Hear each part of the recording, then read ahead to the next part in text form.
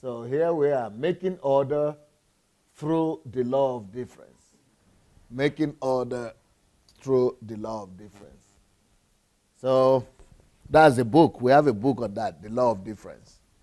And so making order or bringing order to a nation, to a business, to a life, to an environment through the law of difference. Making order through the law of difference. Okay, who is that?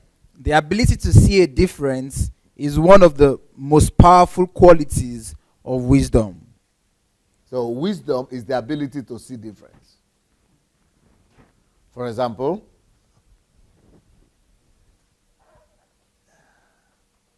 if I call two people to stand up here, can two people come up here? Yeah, let's Busala come. Yeah, Busala. What about if I ask you people to say, do you see any difference between the two people that are here? Do you people see any difference? You said yes, of course. What about if somebody comes and says there is no difference? What will you call that particular person? Blind or insane? Insane is a better word. First of all, there are so many glaring differences. The first difference that I would not be able to control it. The first difference is that one is a boy, one is a girl. The second difference is one is tall, one is not so tall. So for you to now say you don't see any difference, that is foolishness or being insane. Okay, now listen. The ability not to be able to see difference is lack of wisdom. Anybody who doesn't see difference here lacks wisdom, absolutely. So when you are not able to see difference, the reason why you are not able to see difference is that you don't have wisdom in that sense. All right. Let me give you another example. Anybody has some money there? Some cash? It has to be two papers.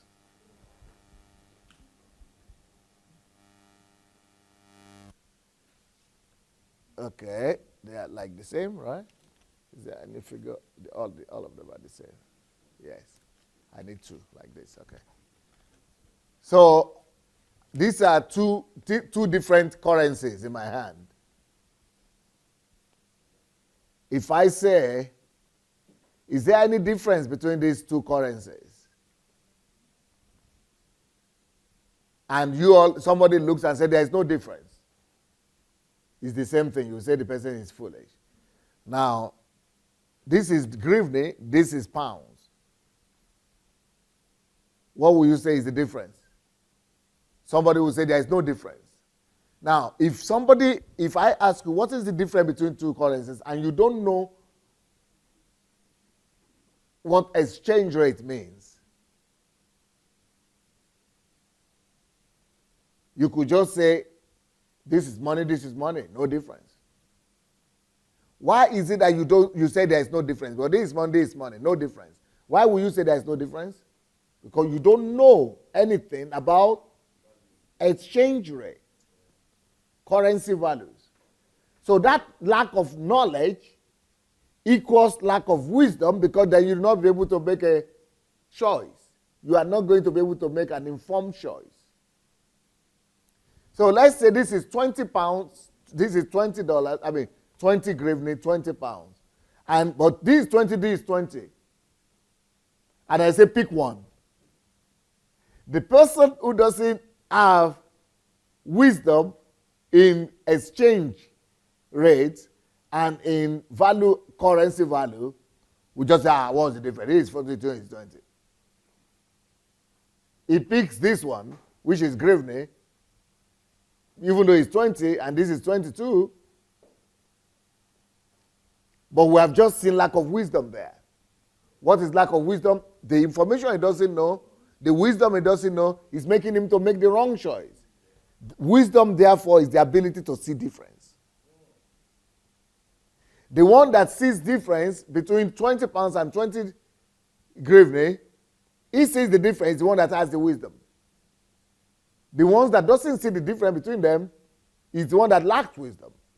Now, what about if I say this is 200 grivne and this is 20 pounds? Which one will you pick? But this is 200 now.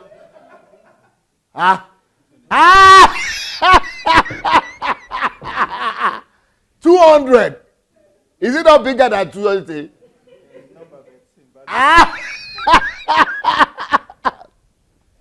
For a normal person who doesn't know the wisdom, who doesn't know the difference, no law of difference, no difference. He doesn't have the wisdom.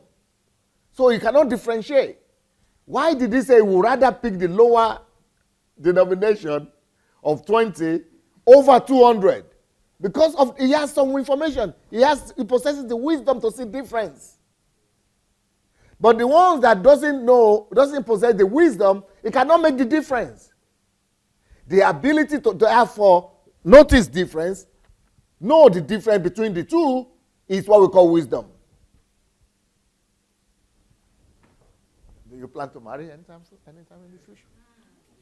It might not be very soon, but anytime in the future. You plan to? You plan to? Okay, you come. He plans to marry sometime in the future. Since you plan to marry sometime in the future, you come here. Aye, why are you running away? Who will you rather choose to be your out of the two? No, will you choose that one?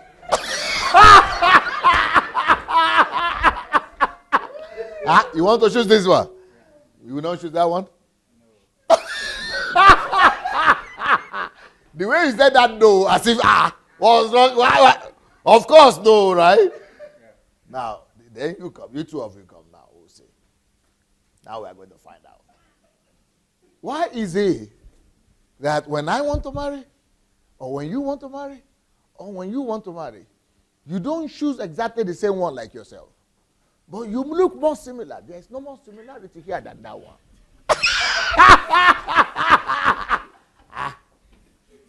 That similarity is not attractive. Why? The similarity is not appealing to you for some reason. It's not appealing to you. It's not attractive to you. You know why? Because it is only difference that appeals. It is only difference that is attractive. Most of the time in life, all of us, we are looking for uniformity. We want to be friends with people who look just like us. We want to fellowship with people who resemble us. Even when we want to marry somebody who has the same quality as us. That is lack of wisdom. You see, he looks just like him, but he doesn't want to marry him. Why? Because he has wisdom to know that compatible is in the difference. Difference, therefore, is the ability to see difference, to differentiate. If you don't differentiate, say, what's the difference? Either how or this one, what's the difference now? No difference. Then we will say, he lacks wisdom. If he doesn't see the difference between her and him, then he lacks wisdom. It is difference that knows that, no, this is a lady. This one that is more compatible to me than this one. As a matter of fact, the reason why you are attracted to the opposite sex is because of the things that make you different. She has bigger breasts than you. That's why you are attracted to her. But you have the same kind of breast. You don't seem to fancy him at all.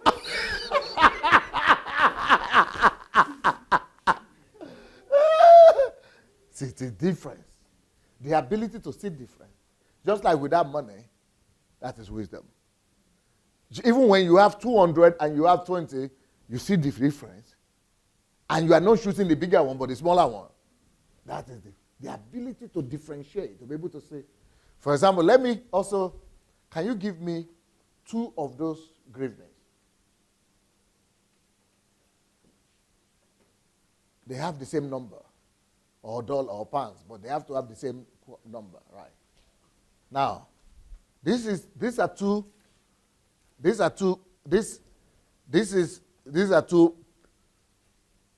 notes here, notes of money. Now, if I tell you one of them is fake and one is real, you know, the only person who can tell the difference is someone who is being trained to know the difference. I cannot tell which one is real, which one is fake. I can tell. But if you put it in the computer, or if an expert comes, so what is it that makes the expert to know the one that is fake and the one that is real, and I don't know? Because the expert possesses the wisdom. He's been trained in it. His ability to see difference shows that he is wise. He has the wisdom, and I don't have that wisdom to know the difference. I don't know if you are getting it. The ability to see difference is wisdom. Wisdom is always in the ability to see difference in things. Okay, can I have you, my sister? You think it's possible if I have a request for you? Can I mention my request? Yeah. I want you to remove that one, the other one too. Now you come here. Yeah. This is silver. Let's say this is silver. See? All of you guys, you can see. We have silver here, silver here, silver here. But one of these silver is real, and another one is not. But me, I don't know which one is real, which one is not. And can you find out which one is real and which one is not? No. Can you find out? Can anybody find out?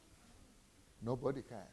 Why is it that we all cannot find out which one of the silver or gold is real and which one is fake? We don't possess the wisdom. We can't see difference. The person who possesses the wisdom to see difference, the person who can see the difference is the one who possesses the wisdom. Wisdom is always in the ability to see difference. Now, thank you, my dear. Now, come. Now I have 2 ladies here.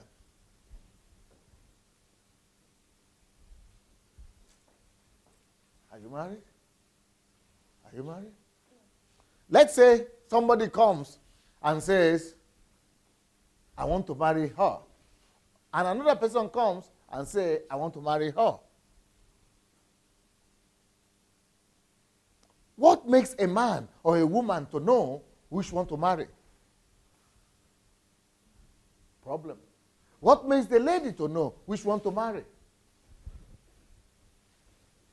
The reason why I know that she's the one for me to marry is my ability to see something different in her. Wisdom makes me to see something different. When I choose to marry her, it means out of the millions of people that live in America, in the same country where she lives, but there are millions of women there too. Why is it that it's high peak? I see a difference. Why is it that women sometimes reject people and say, I don't want to marry you? Because you didn't prove to her a difference. A woman will rather remain single and not agree to marry anybody. And you know, the reason why she would rather remain single is because you have not proved to her either her own difference. You've got to convince her of her difference and of her preference. You've got to show her and prove to her that you see a difference in her. It is when you see that difference and celebrate her difference, she falls for you. But also, you've got to prove to her your difference. That you are superior and better than all other guys out there. It is when she is sure of your difference, that you are different from him or her, from Jack and Joe and from everybody else. Then she can fall for.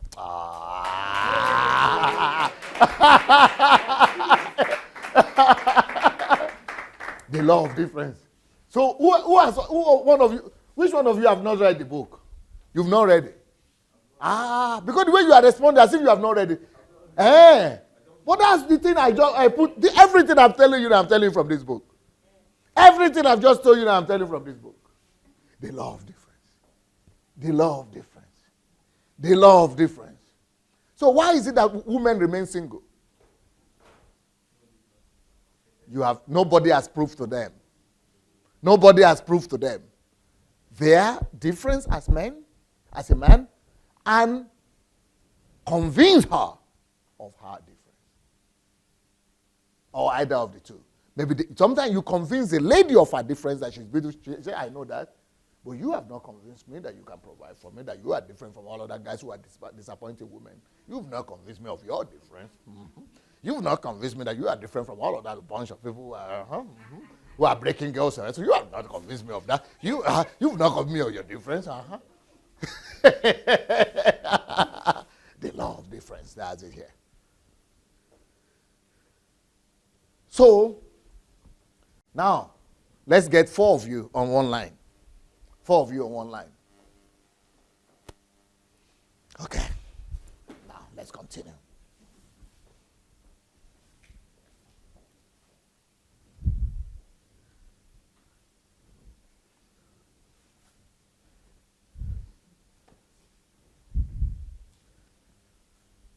Why do I see the need to honor him and him? And her and him and her. Why do I bow down to them? Because only wisdom sees honor. Only wisdom sees difference.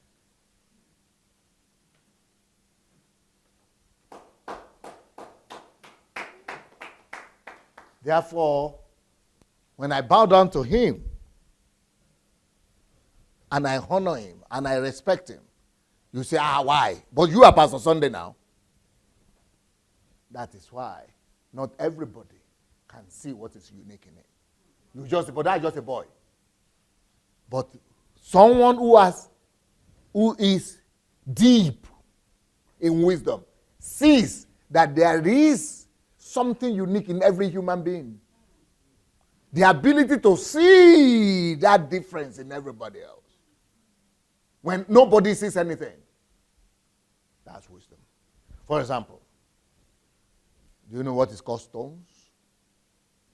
If you go outside there, you will see stones. If you climb to your house, you will see stones. Anywhere you go, you see stones. So where are some stones called precious stones? Because of their difference.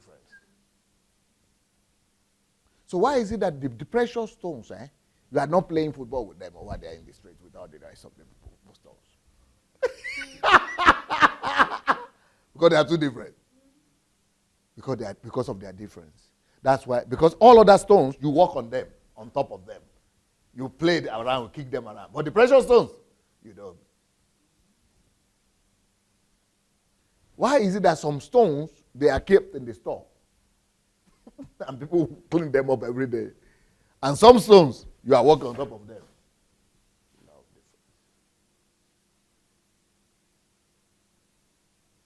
So, but then, if you see somebody who now bring all the diamond in the store and put them on the same place with all these ones, I just playing football with all of them, what will you say is wrong with him?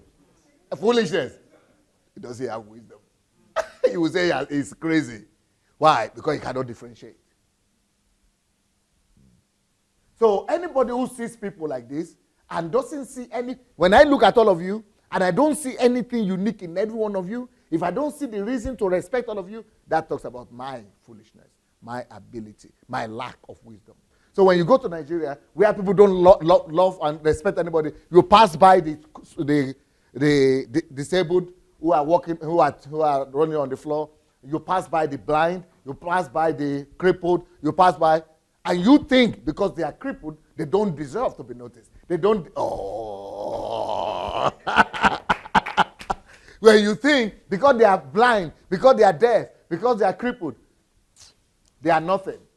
That doesn't talk about them. That talks about you. Your lack of wisdom.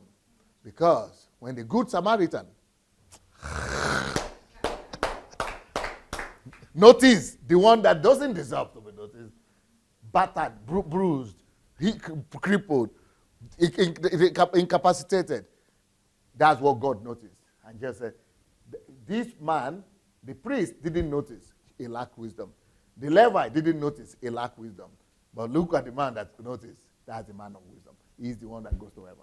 If you are able to, because that man was able to see the image of God, the treasure in the cripple, in the bruised. Because everybody has a treasure that deserves to be noticed. That's why Jesus said, I am the one who was naked, and you clothed me. But all the rest don't say, where is it that I was naked? Where you? No, that is not true. When you say that you are naked, they didn't see the difference. The ones who are able to see the difference, they saw Jesus. There is uniqueness in everybody. So that sometimes when I go to places, everybody wants to carry my bag and help me. I say, but those are women and other people. Why? But he has 3 bags. Go and help him. He said, no, but you are the pastor. You are the big man. Because they are only able to see the glaring things, the physical things, the obvious things, that I'm a big man. But the treasure of the nature of God and the image of God in everybody else, the hidden things, they are not able to see. It's only foolish that see only glaring things. But the deep people of wisdom, they are able to see difference even in the common. And I told them, I know what you want. So I said, why is it that you want to help me carry my own bag? A woman is carrying bag, you are not helping. The man is carrying 3, 4 bags, you are not helping. Me, I'm carrying just one little one, you want to help me. What's your problem? He said, but you are the one who is anointed. I want anointing. He said, because, I want double portion. So right there, I know that you are not honest. You are not sincere. You are not real. Because you are after your self-gain and self-interest. I said, okay, I will give it to you. You know what I did? I gave it to him, my little bag. And I went and picked the bag of the other guy, small guy. I picked his bag. I picked the bag of the girl. He said, no, don't pick it, don't pick it. He was taking from me again. Because it's me they want to. That is self-gain, selfishness. That is lust. That is egocentrism. That is not wisdom. But wisdom, so he said, Pastor, but you are the big man now. Even those ones that say, no, don't carry from you. No. I said, because you are even though you are a small child, but you are the nature of God. Just like the God nature is in me, the big man. So also that same nature. So that's what Jesus said. I was naked. So, but people were seeing naked, crazy guy. But the one who is able to see Christ, I was naked. You saw Christ? That's wisdom. I was hungry. It was just some crazy homeless people who are hungry. But the ones who are able to feed them, they saw Christ. So that is what this book is about. The ability to be able to, if you have been around me, you must probably be hearing everybody say, Pastor Sunday respects everybody and honors people and is humble, and people talk like that. Have you ever heard things like that? Or maybe you noticed something? It's because of the law of difference. The ability to see what is not glaring. The ability to see what is not, like the silver, for example. I think for me, they are the same. But who sees the hidden things that everybody else doesn't say? Wisdom. The ability, this currency, I gave the same number, 200 hryvnia, 200 hryvnia. Who knows that it's fake? To me, they are the same. The hidden things, who sees them? The only wisdom. But these people are all your disciples. Why are you bowing to them? What is in them? Wisdom. Says the wisdom that is in them. But it's even more, that is just on the surface also to know that there is God's image in all of them. But real wisdom will be able to look at her. I can look at her right now and tell you where she's unique and what I respect her for. I can look at him and tell you what is unique and what I respect him for. I can look at her and tell you what is unique about her, and even without listening to her, and what I respect her for. I can look at him right now and tell you what is unique about him and what I respect him for. And that takes now deeper wisdom.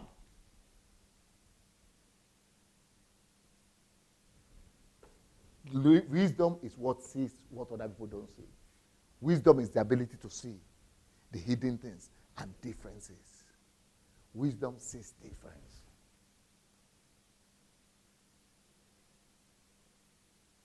For example, women, do you go to shop sometimes? Do you go to shop sometimes? Well, I've tried to go with some women to shop, especially with my wife to shop. Why is it that you women are always going up and down for so long? I said, but the thing is here now. Pick it and let's go. He said, no, go and come back. Go and come back. Go and come back. He said, I've been waiting here for 15 minutes. Oh. But the thing is here now. Because the women, they are saying, they are looking for the difference. Why is it that one is the one that they must pick? But we just pick, but it's going to so what's the difference? I just pick where I go. Because you are looking for the difference. They are all the same product, but you are looking for the difference. Wisdom sees difference.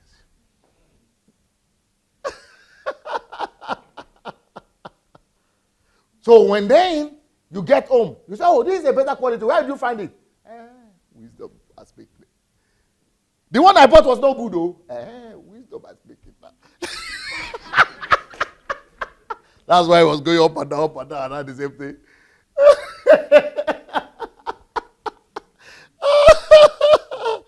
The law of difference. It's actually about wisdom. So, how do we then use the law of difference to create order? That's what we are going to be studying today. Wow. No. Don't put it like that. Put it like that. Yeah.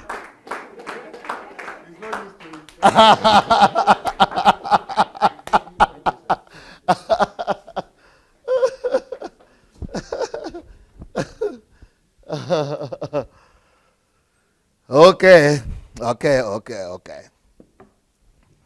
Maybe before I go forward, let me help the young man here. He's just coming from Africa. He's just here 1 week from Africa. Doctor Success. And can you see yourself in this guy? You can recognize yourself? I could recognize myself too. But since you have fresh story, come and tell your story to him and to the world. Let them hear so that we could give him some deliverance. Some law of difference.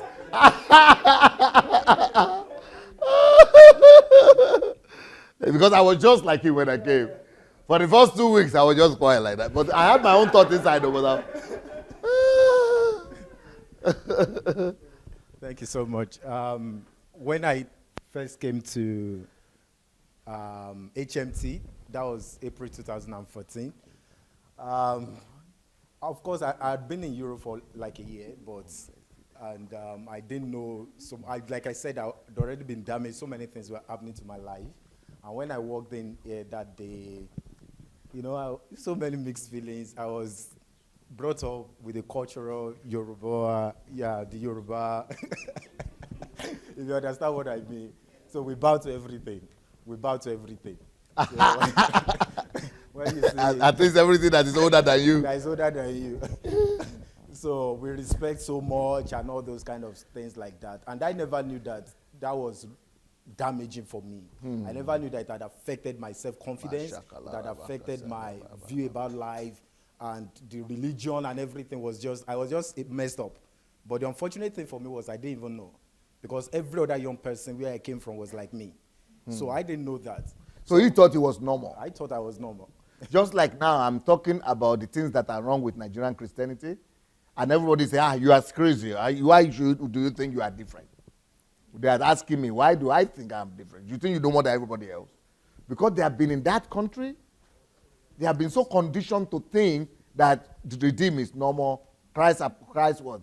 Embassy is normal. Winners is normal. That those are churches. But they are not Christian churches by the standard of theology. They are not Christian churches. But to a Nigerian, that is mind-blowing. That's like you are killing them. So they would rather say that I'm the one who is crazy, because that is what they are used to. They don't know that apart from them, those people who are not in their condition, who are in their environment, everybody else knows that what they are doing is rubbish if they are not Africans. So he thought it was normal because everybody was like him. Just not to say anything, to be behind. I saw being behind as a form of respect. As a virtue. As a virtue. Being quiet, I saw it as a virtue. Just, don't disturb people. Just all this kind of cultural things like that. So when I came, and in fact, when I came for that HMT, when I was coming for that program, I wasn't expecting Pastor Sunday to be here for that HMT. Because where I came from, you definitely speak to their assistant pastors or the certain people with their signs to come do the training and all. Can you imagine? They travel from their own city to come to an event where I organized, and they were not expecting, not only him, all the other guys, they were not expecting Pastor Sunday to be there. So why did you come? Oh, well, because it's under your ministry, but other small people have to come. For Pastor Sunday himself to come and teach us. But we are just students now. Pastor Sunday himself will be there. No, he cannot be there. They just put his name there and something. But that was just the beginning of surprises for him. So Pastor walked in that morning, and the way Pastor will always come with the entrance, and I was very shocked. In fact, when I looked back and I saw him coming, I was very, very shocked. And the program started, and I was all the while trying to push away from everywhere Pastor was. He was trying to keep the maximum distance. Just like he was doing that. They have been conditioned. It's like all of them have been conditioned like that. And he was doing, this guy was doing today and yesterday the same thing you are doing. But your own was 5 years ago. But he's still doing the same thing today. Because they come from the same place. So, when questions were asked, I would know it. I would be thinking there are older people in the room. Let them Be the ones to speak. Let them be the ones to talk. And when they have talked, and then, so there was this particular question that Pastor asked, and I don't know, somehow, or maybe he said I should speak, I don't know. Somehow I was just the one to talk. And Pastor said, that is a very lovely answer. Come here and hug me. I told him to come here and hug me. And rather for me to hug him like that, I just went. I said, hug me, it was the ballet. I said, what are you doing? I said, hug me now.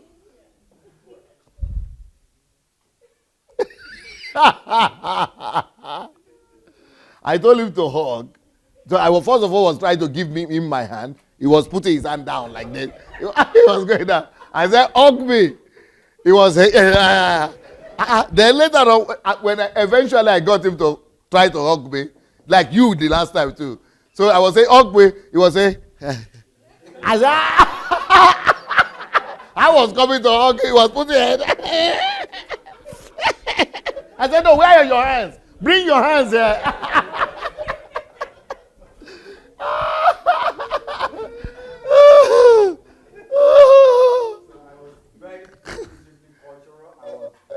Conditioned. I was just conditioned like that. And so many things began to pray for me from that day.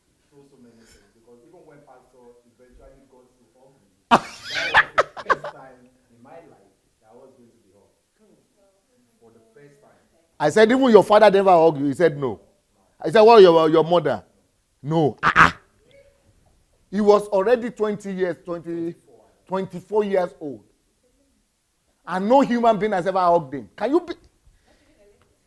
Not even what? No. If his mother and father had never hugged him, talk less of a lady. Can you imagine? And I'm sure it's not the only one like that. There might have been, It's like a cultural thing where I come from. there might be millions of people who have never been hugged. Can you believe it?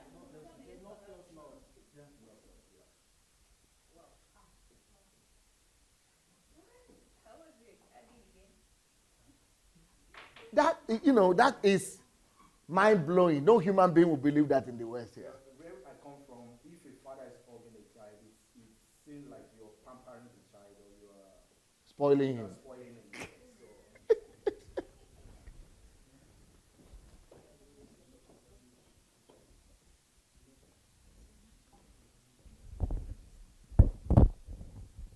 Mine is not on, or his is not on. His.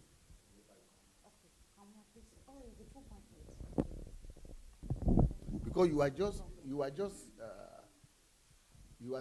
you are supposed to get the right one to. Yeah, yours is. Passively is good. So the problem is this. But it's on. They said everything is okay for the two. You can hear both? Let the guys finish his testimony now. Some people are getting the deliverance now. So, after You know, for example, I used to see that I can understand if that had been the opposite sex. Okay? I could have understood. So, but now it's now that because of him, I now begin to understand that, so the women, Nigerian women, because they would normally go down and do as if they are kneeling down. So I was thinking that, it's because of their upbringing that, they don't want to hug at the opposite sex.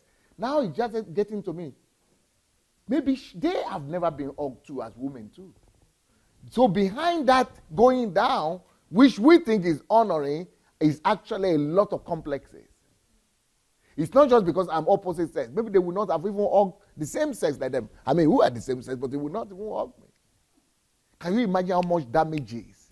And part of me also felt like I didn't deserve that kind of attention and that kind of hug because Honor.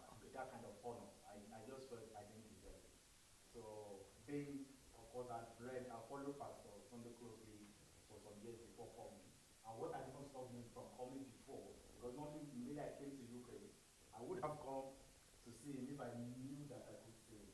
But then I never thought, I was a student, I was just in part 3 then or part 2. So I never knew that I would get access to it. So that began to break a lot of things for me because Pastor needs to see that. In fact, one of the specific words that I will never forget that really got me is that Pastor said, stop thinking like a slave. That I had cultivated a slavery mindset.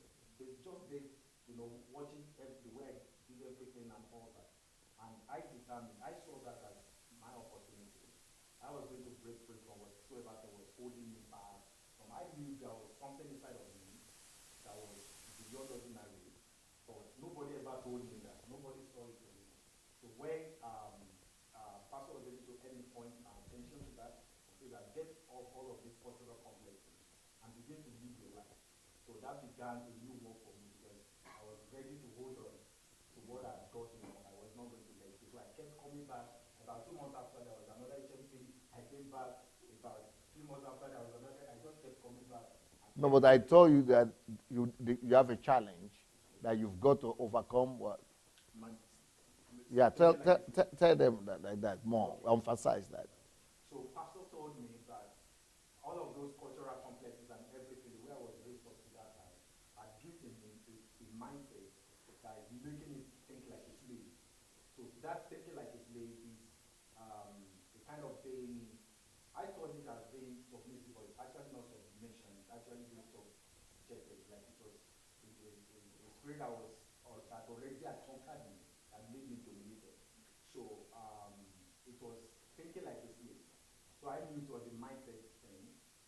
Every time, if there's an opportunity for people to be in a place, I would rather want to be at a place where I'm not seen, where the focus and the attention. Even though I knew a lot of things, even though I had a lot of things I don't contribute, I don't want to be seen. I don't always want to be there, the one that is ahead of me, the one that is always ahead, and all that.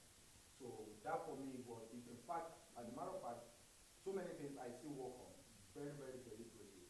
But for me to be able to conquer that slavery mindset, it was 2 years. I had to work on myself very hard for 2 years consistently. What you are listening? What were you doing to work on yourself? Because people need to know. Every month, I would always add a retreat. I always had my moment of solitude because from the first retreat I attended, one of the things that was emphasized a lot was solitude. So every month I would have my moment of solitude where I had a lot of every book that I could buy from Dr. Sunday's book that I could buy. I bought all of them that I could buy, and a lot of messages. I downloaded about 200 to 300 messages of Dr. Sunday on my laptop. Then we had the website called downloaded all the messages, I would go on Solitude and I would listen again and again and again and again and again and again. That was basically what I would do in my solitude. I would make notes.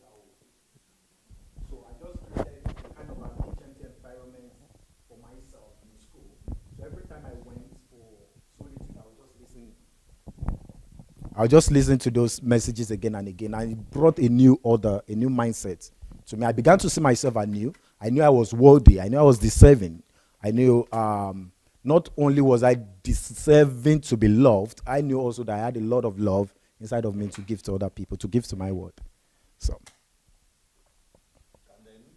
So from there, I came after like 2 years of adequately working very hard on myself, my mindset. I got the opportunity definitely to begin to work closely with pastor on different things, and that also gave me a new dimension of life, because now I could sit around pastor on table on discussions, and maybe an issue.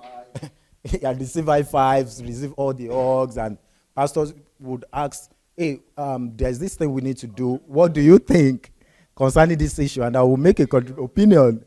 And I will say, this is what I think about it. And pastor will say, okay, let's do it like that. This is what we have to do. And I'm thinking, wow, my idea has been accepted. You know, all those things like that, it made so much. It just brought out the life inside of me.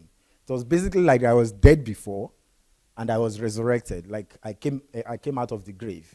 So right now, people knew me from childhood, or who had known me at one point or the other in life. When they see me now, they can't relate it. Because in my high school, I was I was very, very brilliant. I was among the top 5 students in my school, and it was a very large school. It was a federal school. But people still didn't know me, even at that, because I wasn't at the forefront. I wasn't the one that would speak up, that would stand up, and all those things like that. But now, very easily, anywhere I am, I will raise my head. Anything I thought I'm not convenient with, I stand up and I speak. I raise my voice.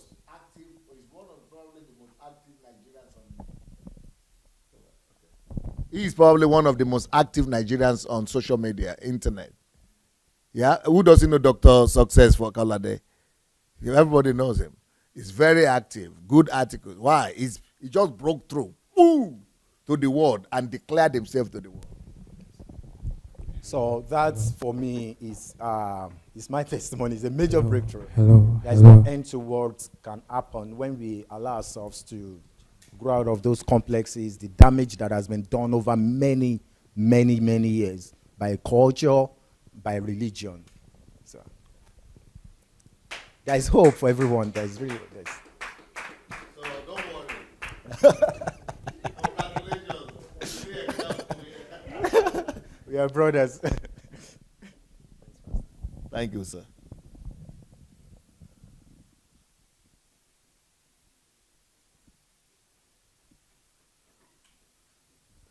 Okay. Well, are we ready for the class right now? Or not? Not really? Not quite? Okay, I think I might ask you to put up the light. Yeah.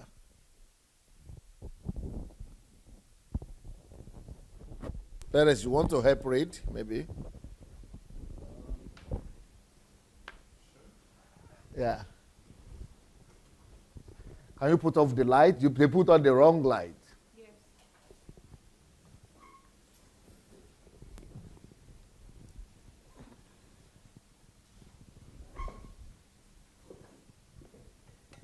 Now that I've explained it, should be easier for you to read now. At least you know what you are reading. Are we ready? Yes. Just for your voice to be loud enough, Perez. Making order through the law of difference. Okay. Making order or bringing order to any society, to any community, to any family, to any country through the law of difference. Can you imagine if we are able to build a society or a country whereby everybody's difference is appreciated? Especially a country like Nigeria, where tribalism is prevalent, nepotism, and people put down other tribes and other people that doesn't belong to their people groups.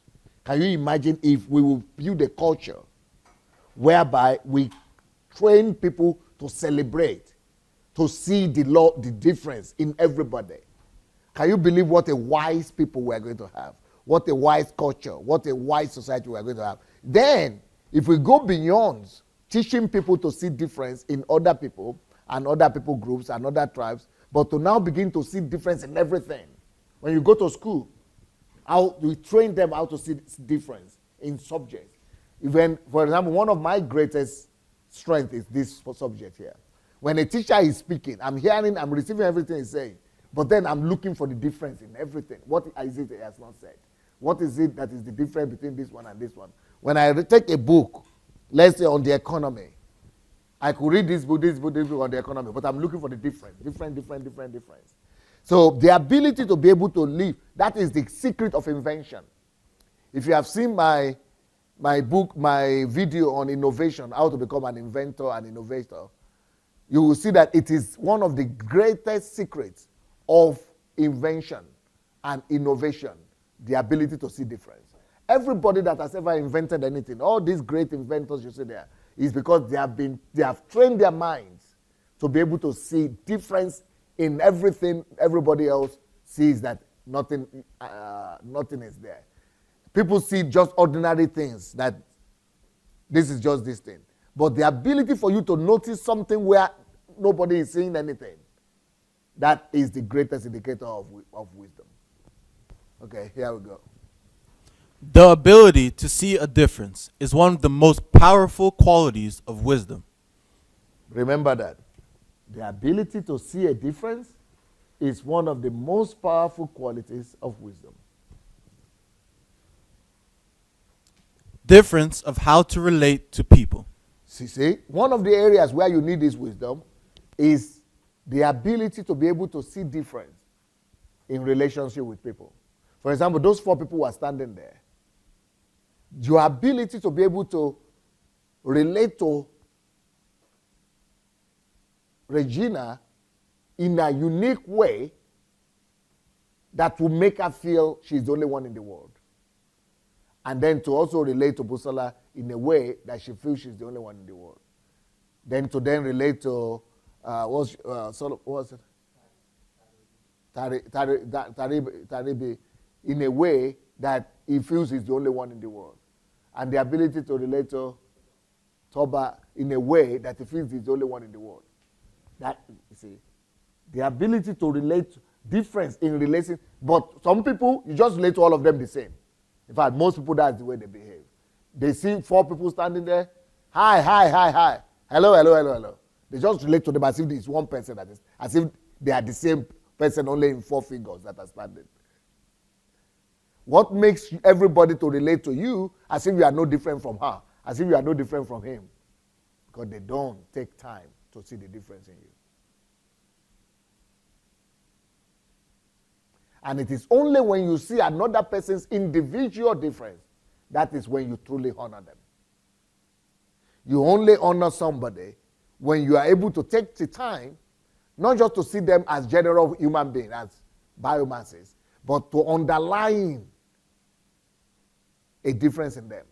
And that is the secret and the wisdom behind compliments. Bringing out the treasure in each individual person that is different from all other people. The ability to see that difference, that treasure, is what we call wisdom. So, difference in how to relate to people is wisdom. Between love for family Difference and others. between...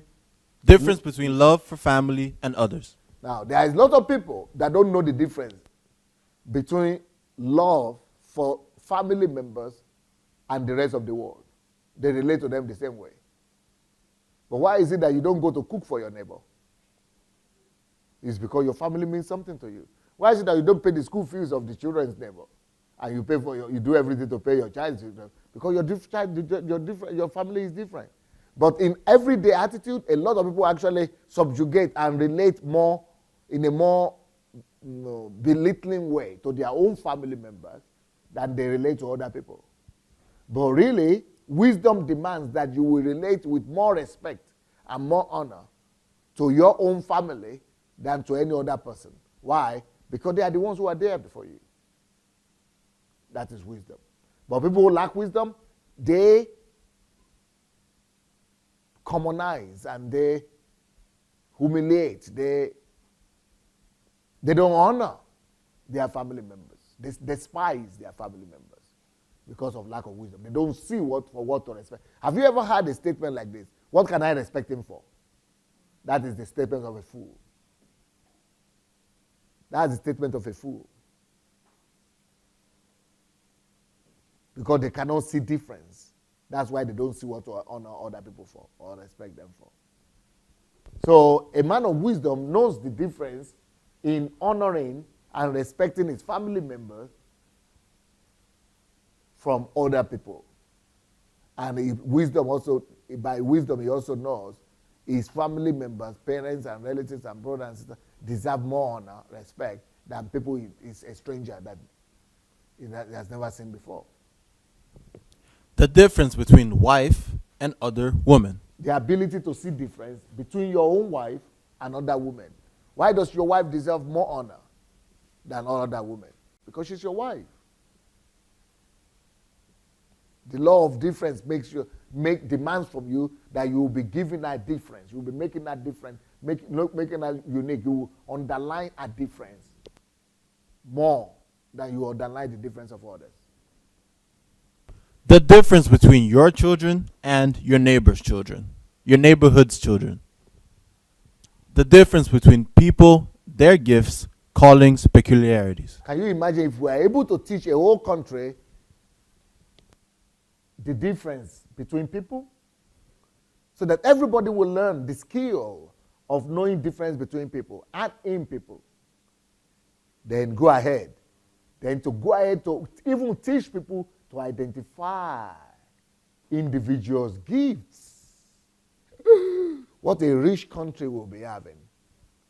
Then to understand and identify people's callings, people's peculiarities. See people here now. To a lot of you, these are just people. And that is the tragedy of lack of wisdom. But wisdom identifies each by name, by features, by gifts, by callings, and by peculiarities. Let's look at Toronto and see how that plays out in Toronto.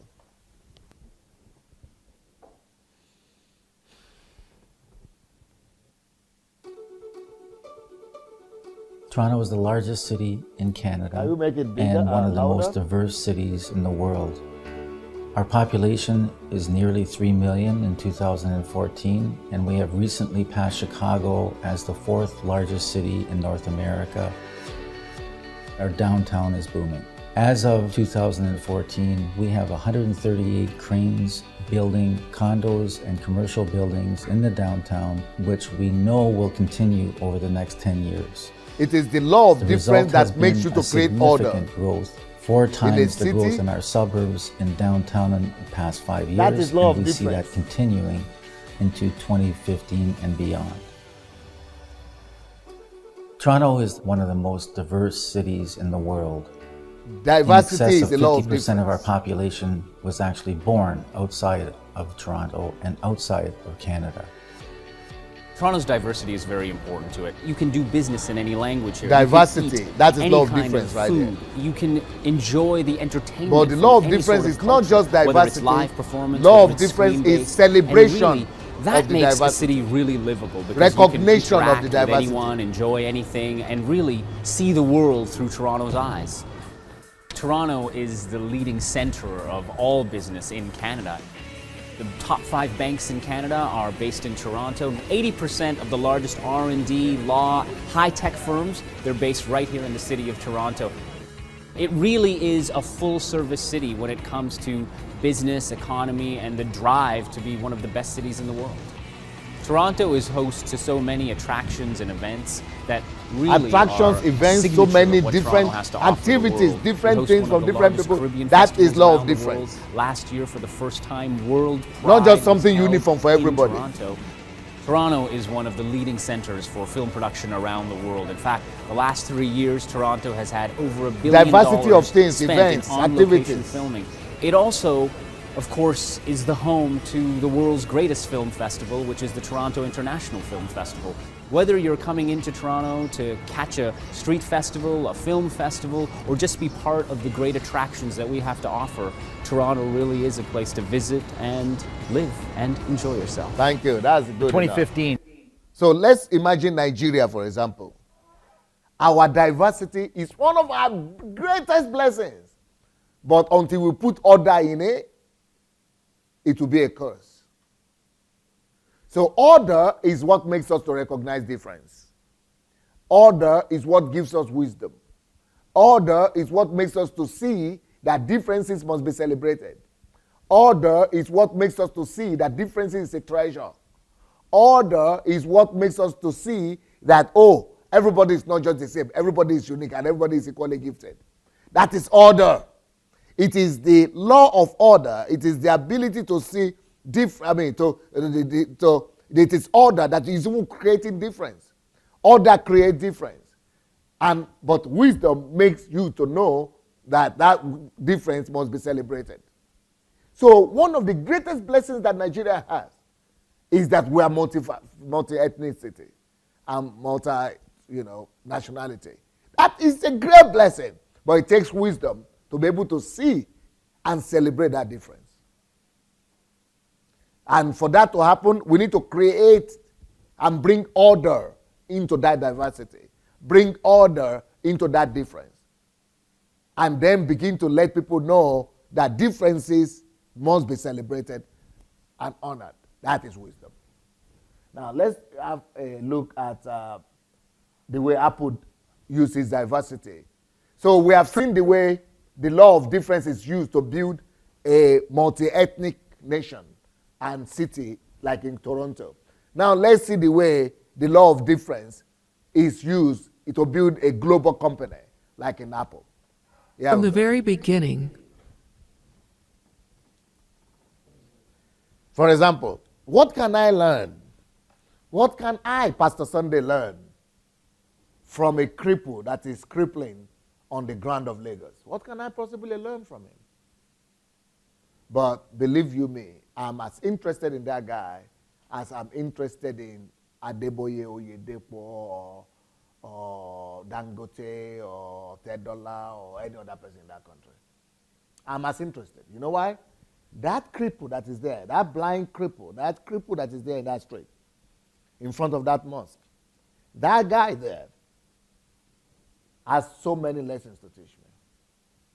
Because he's dealing with adversities, challenges and problems and pain and sorrows that I'm not dealing with. It will be wise of me to listen to him and learn a few things. He has something to give me. I've not been to where he is. I've been to many places. I've been through many things, but I've not been homeless. He has been there. That is one thing he has that I don't have. I've been through many things, but I've not been blind. That's one thing he has that I don't have.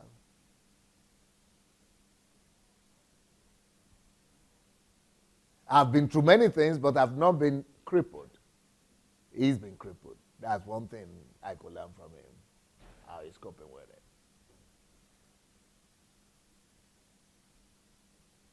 Besides that, what can I learn from this gentleman here? Come.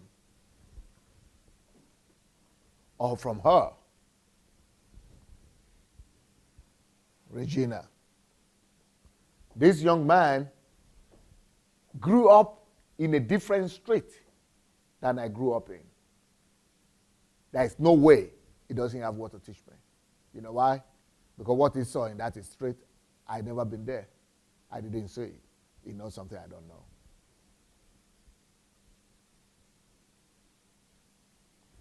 That lady here,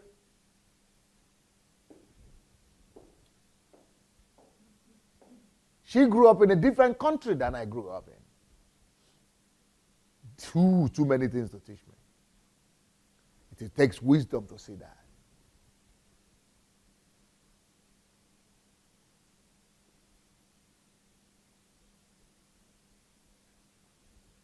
He has different parents than I did.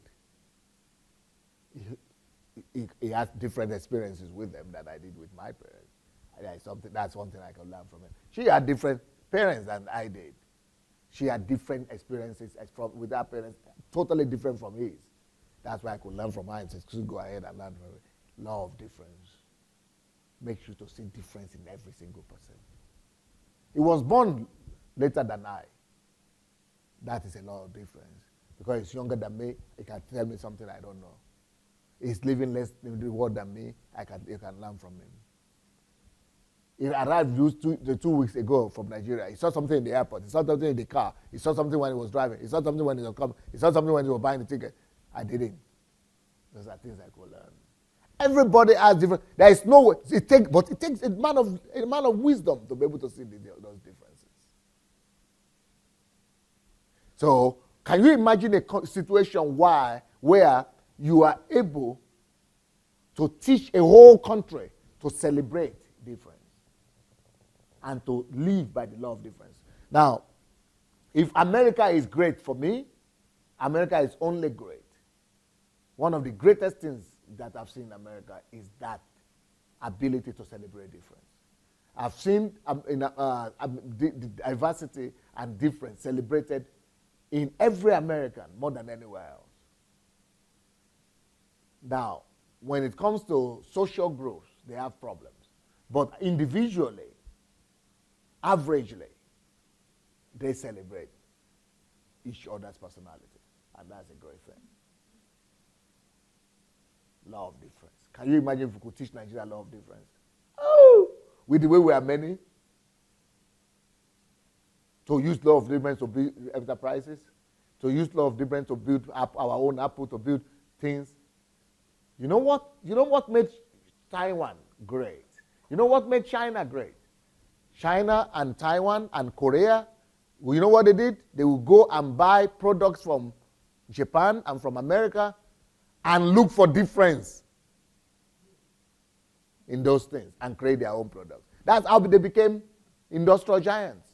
They will buy an American car and say, what is it that is not here that could be there, or could be removed, or could be added? Differences. They will buy electronics and look for the difference and create something else, or something slightly different. That, on the law of difference, those Asian countries, that is how they build their industrial development on. So you can use the law of difference to bring about industrialization of society. I don't know if people are hearing me. That's why that book, where is the book? That book, where is the book now? That book is one of the greatest things you will ever read in your life. One of the greatest books you ever read. You know what somebody told me after reading this book? He said, I used to sleep on my Bible before. But now, since I read this book, now I'm using it to put under my pillow because I want to read it every day. At least a page. Every day. Keep on reading it again and again. He said, I used to sleep under the Bible. I still read my Bible, but I'm not more using it as a talisman. But I'm sleeping under this so that I will read it every day. I want to read something, at least one statement from it. The law of difference. It's a big thing. And I don't know if there's any other human being who has written a book on this. I don't know. If there is, I've never seen it. The law of difference. Okay, guys. Thank you so much. Let's have a look at number 5, this one, Japanese. The reason why Japanese are so polite. Why are Japanese so polite? Because of the law of difference. If you go to Japan, everybody is bound down to you. They see a difference in you. Japan, everybody is bound down to you. You are nobody, but they are bound down to you. You are a gate man, a millionaire is bound down to you. Why? He sees a difference in you. Because he's a billionaire, he's not a gate man. But you are a gate man, you are experiencing what he's not experiencing. Law of difference. But in my place, instead of law of difference, is law of oppression as subservience. They put you down that you are nobody. It is class society instead of the law of difference. And that's one thing we have to put order and bring order into to experience civilization and development. Here we go, please. Reasons why the Japanese are so polite. Japan has a population of 126 million, much of which are found in the larger cities of Tokyo, Osaka, Nagoya, and Kobe. With a high density of people crowded into a relatively small space, people have to learn to get along with one another. At the same time, Japan is made up of local Japanese, with very few foreigners among them, so they are also very similar in culture, values, and manners. They have been described as being one nation, one civilization, one language, one culture, and one race, and are actually one of very few countries in today's globalized world to be so homogeneous. Politeness is a typical characteristic of the Japanese that other people admire, and here are 5 possible reasons why. Number 1. Japanese philosophy and religion. For the Japanese, the country and family are considered more important than self. This idea stems from the teachings of Confucius, the Chinese sage who laid down strict codes of conduct, as well as Shinto religious beliefs. For centuries, Japanese have been taught from a young age that they need to be responsible members of their families and their countries and serve See how others' value needs system is before being their own. created. As a result, Taught the people for became centuries. obedient and relatively passive, used to having their lives regulated by rules. Number 2. Group culture and rules.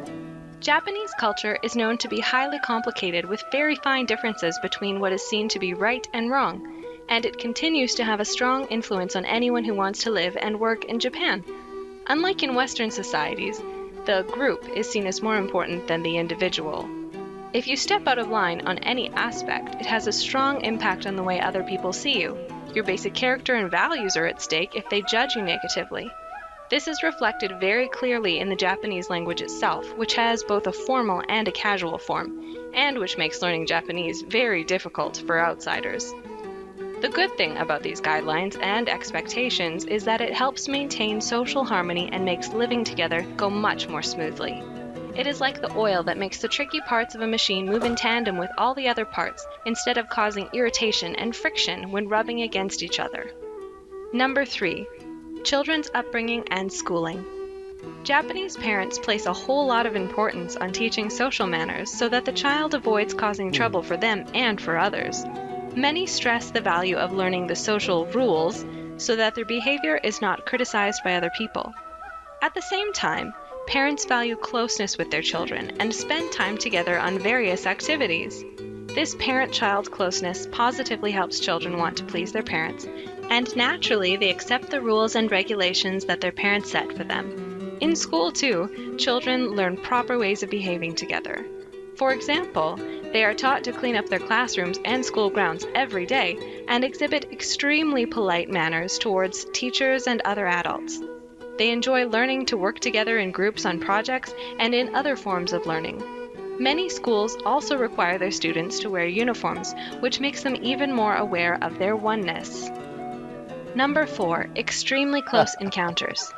Rules guide the way the Japanese live and interact with others, and everyone is generally very polite to each other, no matter if you are friends or strangers. They try to avoid all kinds of conflict, especially in the public eye. This is partly because there is so little personal space available in the overcrowded cities, and people know they need to cooperate and respect others to make life flow more smoothly for themselves. For example, Brilliant. if you talk loudly into your mobile phone while riding a packed train to work, you are very likely to annoy other commuters. If you smell bad or dress sloppily, you will have that same effect as well. Number 5. Individual status and the formal pecking order. The way a Japanese uses everyday language clearly shows who they are and who they speak to. There are formal rules for speaking differently to different people depending on their age and relationship to you. Even a simple greeting like, "Good morning," can be formal or informal depending on who you say it to and when. For example, the older members of The a law of family, difference. like a grandmother or father, The law of must be difference. addressed in the formal form to show their importance in the group. This goes for the boss of your company or colleagues holding a higher title than you, unless you don't mind being instantly fired.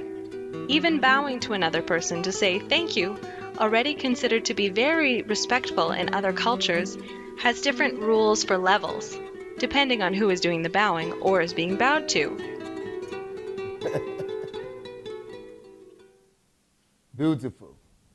Thank you so much. I hope you are getting something from this whole concept that I'm bringing to you. So, making people see difference, that's a sort of order as well. You see, with the Japanese, different group, different order, different group. That is order as well. So, creating order, bringing order through the law of difference. Or bringing difference through order. Can you put the cursor on the page? On the page. Put it on the middle. Yeah. From the very beginning, No. we have been a collective. No. Go back. Just put it there so that I might be able to use my cursor. Okay, good. Okay, here we go. To see difference, you must learn to analyze. Oh, that's another problem we have. Because they don't teach our people to think, you have to be deep thinker before you could see difference.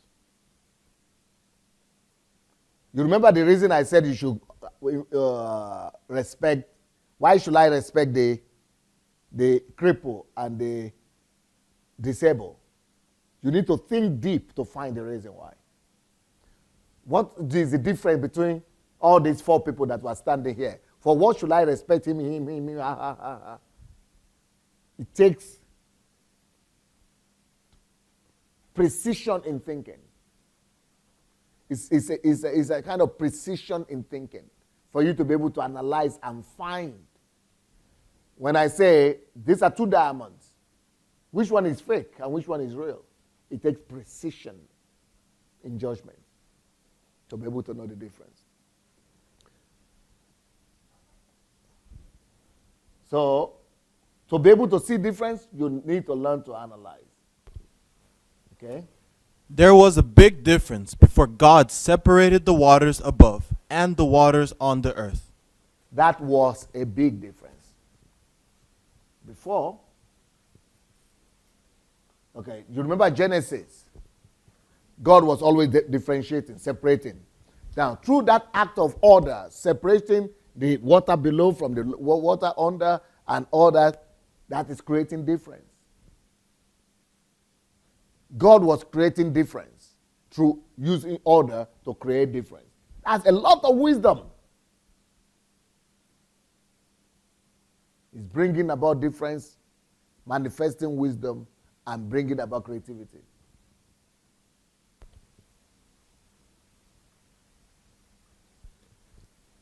Difference between day and night. What a You say in creation, there was darkness and light. Then God said, let there be light. Darkness went backward. Then God made, what happened? Am I the one? Then God decided, okay, this is darkness and this is light. So what should I do? He totally separated the light from the darkness and created a new product, separated them, the law of difference, put order into it, and one they call day, one they call night. Through the law of difference, we got day and night. Yep. What a huge difference just through separation. What a huge difference between day and light, just through the law of difference, separation, creating difference.